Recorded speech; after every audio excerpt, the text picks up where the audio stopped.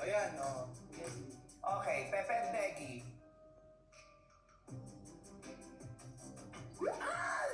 Bakit? Parang diring-dirisa talaga sa dila ko.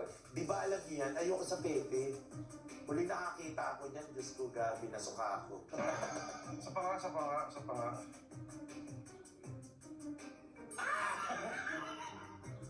Yung ex ko nga naghiwalay kami, kinaya ko. Pero eto talaga hindi ko kinaya.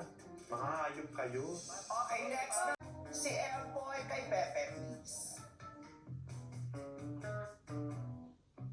Ay!